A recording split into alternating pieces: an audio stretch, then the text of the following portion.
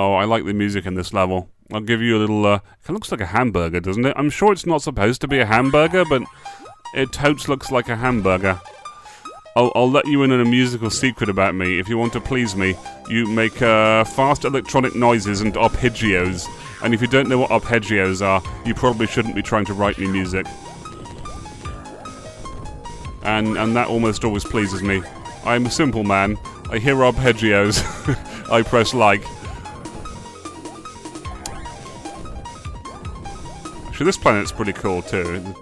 I wonder what order the levels are made in and stuff like that. Like, there's no particular reason you go to the levels that you do. You know, I'm sure they just come up with cool stuff first, and then they kind of cobble it together afterwards. You know.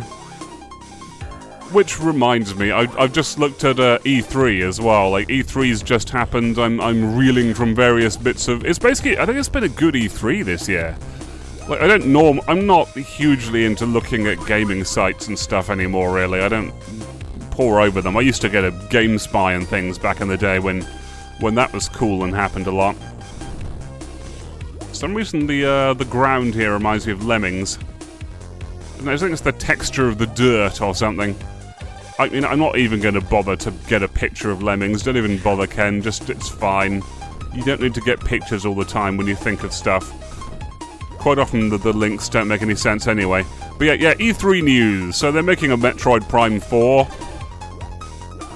which is nice. I mean, they've released the teaseriest of teasery trailers, where what?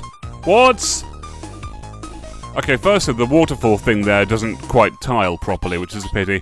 But more importantly, look at the goddamn poor visibility on those. I don't think they really thought that through, to be honest.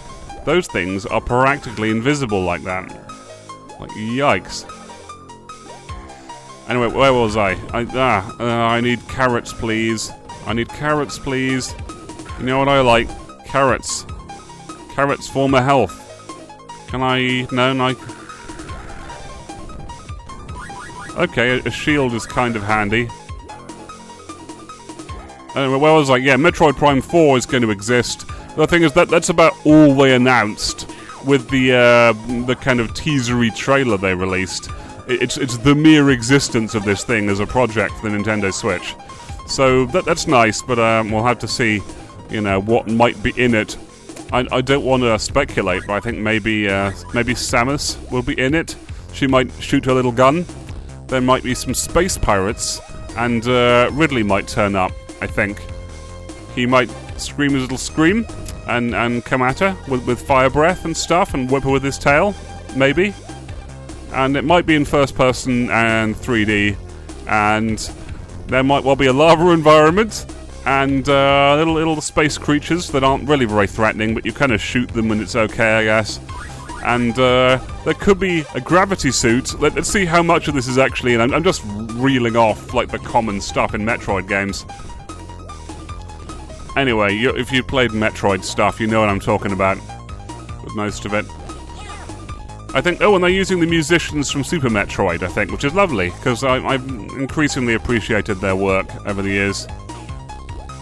They base some of their stuff in Depeche Mode. I think I've been through that in some other Let's Play. But yeah, more Metroid sounds like a cool thing. Oh dear. You know, this game isn't so different from Rude Bear Resurrection. In a way. Now I'm going to compare pretty much every platform game to Rude Bear. Where was I? Yeah, so Metroid stuff. The Mario thing looks particularly awesome, actually. It's kind of weird, like he's in the real world. He's in the city now. So he's a kind of not quite human guy, surrounded by these human guys. Except it looks like a sort of buttoned down, everybody wears grey kind of place. It's sort of nice enough, but everyone's dressed in these kind of boring-looking grey, suity uniforms. They're kind of generic humans. And I think you can possess people or something with this hat. I wish I was making this up. But anyway, the main thing I got from that was, I tweeted about this, but like, Nintendo just have a whole team of people there, the whole time, coming up with fun things, and then they put them into a game, and then they call it Mario. So Mario is kind of Captain Fun. He's just Mr. Fun. And isn't that what it's all about, really, with games? I mean, there are other things you can shoot for. I've had games I'm kind of glad I played that I would not really describe as fun. Like Silent Hill 2 is hardly fun, of all things. Like if you put fun on the box for Silent Hill 2, you've kind of given it a thumbs down, I think. But it's a good place to start. It's a good basis to have, and so often they get the wrong idea in AAA gaming. I think they start with a great story or something, which is I think I might have been over stories. I'm not a big story guy when it comes to games. This game has a stupid as heck story. In fact, it has essentially the same story as Mario, now you think of it. But it still works, mostly. I guess that's my... kind of my review? Sort of. What else? Some of my friends are looking forward to that ARMS game, which I think is getting released really soon or something. That also seems to be a game that was designed like gameplay first, because your guys have... oh dear. Your guys have extra long arms and they kind of jump about and try to punch each other. And it's a fighting game. And they fight with their extra long arms, and that's basically all it is. Except for one of them who does not have the magic arms. It is kind of girl Tony Stark who created her own arms suit to fight the guys who have magic arms. It doesn't make a lot of sense, but I'm sure it works as a game. You can tell Splatoon as well. I think it seems to be Nintendo's raison d'etre, really. They start with the game mechanics and make everything else follow along behind. Which is more or less what I do as well. Boy, I feel it! I feel it! No! Oh, what? What? Continue, yes. I don't get this. I just have to press Y or something. I'm using a controller here. This isn't fair. I mean, I'm using a controller that this game would never have dreamed would be used with this game, obviously. They didn't know anything about the, Xbox 360 controller when they made this. Hey, Jazz, news from the future. Nobody knows about the Gravis gamepad anymore, but this futuristic Xbox 360 controller is the talk of the town. Except it's kind of not, because... I mean, that's just the other thing. I haven't even looked at this very closely, but there's a new Xbox coming out or something, and it's called the Xbox One X. Like, this is... if I didn't know... this is all getting a bit confusing and silly, isn't it? Like, what's their next thing going to be called? The Box One X Bone X, or... I don't even know. Like, they're really being economical with the syllables. Like just not introducing too many new syllable types into the names for these. This is just absurd now.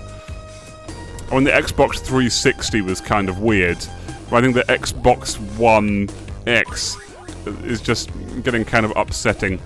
And you're talking to a guy who tolerated the Nintendo Wii. I miss the Nintendo Revolution, I really do. I had great hopes for that, but I'm out of the zone. Don't think about evil things, Ken. Cleanse your thoughts. Use the Force. Cleanse your mind and heal your words. Which reminds me, oh dear. It's kind of that's the trouble. It's kind of self-inflicted. It's not actually about using the spin. Anyway, where was I? I've also played Use Your Words, which is this game that Brentalfloss himself kind of... Why am I'm not even trying. Did I die a lot here when I first played this game? I think I probably did. But there's something about the way they've laid this out. So that's how intelligent stuff works, I think. But bad level designers, I might have mentioned this, tend to stick down a lot of just different stuff. The temptation is to go, blah, put down lots of ammunition, put down the biggest monster you can find, blah, and then put down a whole bunch of crates and make the level really big, but don't put anything in it, blah, or do put things in it, but make them just kind of squiggle around crazily. Like, good level design is smart and disciplined and moderated, you know? You do stuff like you put bad guys round corners, or you put them behind pillars and things. It's about intelligent positioning, you know? And also, where am I supposed to go if not that way?